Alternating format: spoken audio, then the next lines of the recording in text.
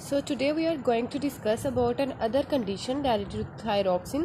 इससे पहले हम लोगों ने देखा कि अगर थायरॉक्सिन की बॉडी में ज़्यादा एक्सेस हो जाएगी तो इसकी वजह से क्या हो सकता है, ग्रेव्स डिजीज़।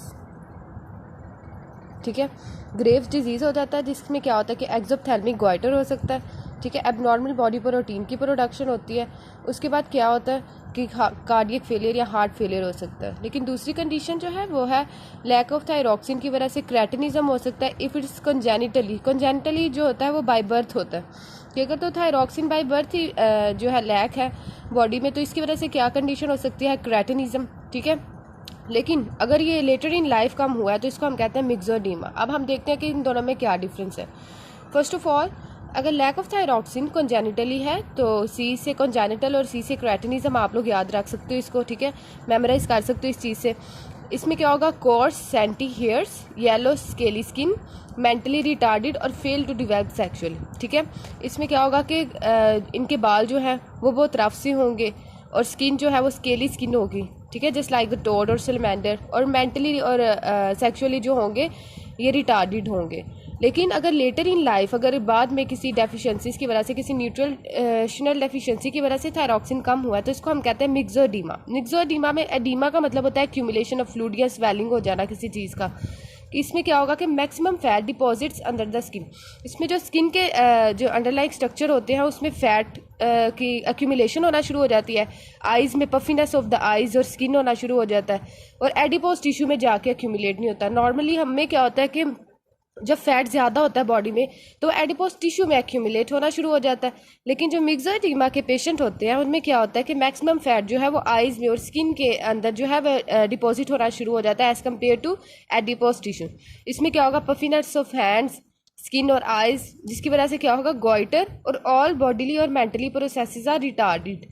ठीक है, अगर लैक ऑफ थायरॉक्सिन हुआ तो कंजेनिटली क्रेटिनिज्म और अगर लेटर इन लाइफ तो मिक्सोडीमा। क्रेटिनिज्म में क्या होगा कि कोर्स एंटी हेयर, स्किन जो है वो स्केली स्किन हो जाएगी। ठीक है, और मेंटली और सेक्सुअली जो है वो नहीं डिवेल्प कर पाएंगे अच्छे तरीके से। और मिक्सोडीमा में क्या होता है कि पफिनेस ऑफ द हैंड्स और स्किन और ग्वाइटर हो सकता है। हम लोगों ने देखा T3 क्या होता है, T4 क्या होता है। ये दोनों बेसल मेटाबॉलिक रेट को कंट्रोल करते हैं।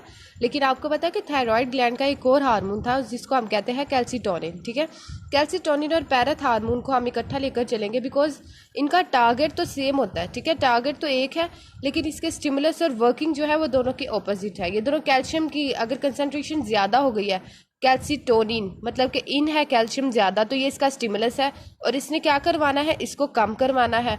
इसका टारगेट क्या है, बोन्स। और आपको पता है बोन्स के अंदर जो होता है वो कैल्शियम डिपॉजिट्स होती है।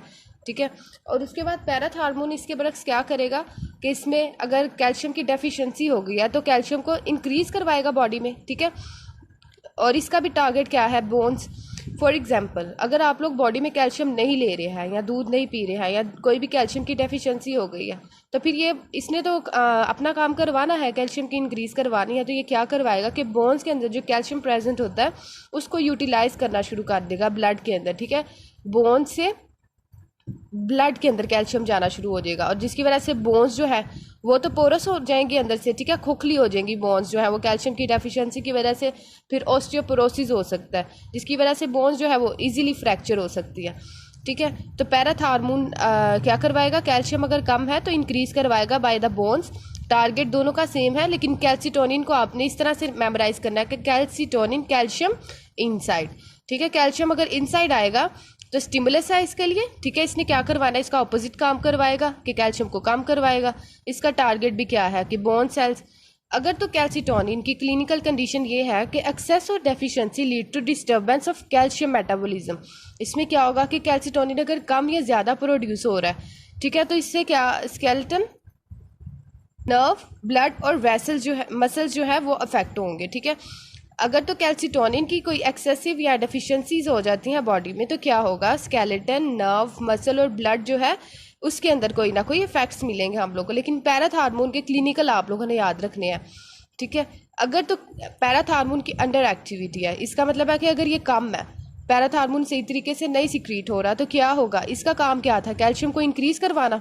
ठीक है, तो बॉडी में क्या होगा कि कैल्शियम डिक्रीज ही होती रहेगी, बिकॉज पैराथार्मोन ही नहीं है, वो कैल्शियम कैसे इंक्रीज करवाएगा। तो बॉडी में कैल्शियम जो है वो डिक्रीज होता रहेगा, जिसकी वजह से टेटनस हो सकता है, मस्कुलर टेटनी हो सकता है, ठीक है, कैल्शियम की डेफिशिएंसी की वजह से।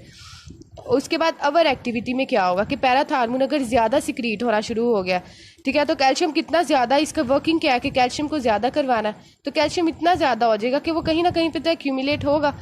आपको पता है कि अगर कोई भी डिजीज़ होती है तो उसने एक्यूमुलेट हो जाना होता है, अगर किसी चीज़ की ज़्यादती हो जाती है तो फिर डीमिनरलाइजेशन हो जाएगी। रिकेट्स इसको हम कहते हैं कि बच्चों में जो बोन्स होती हैं वो टेरी होना शुरू हो जाती हैं, और दूसरे नंबर पे इसमें किडनी स्टोन्स बन सकते हैं। So that's all about thyroxine, thyroid gland के। थायराइड ग्लैंड के 3 हार्मोन्स हमने पढ़े, T3, T4, कैल्सिटोनिन, और पैराथार्मोन का डिफरेंस देखा। Thank you.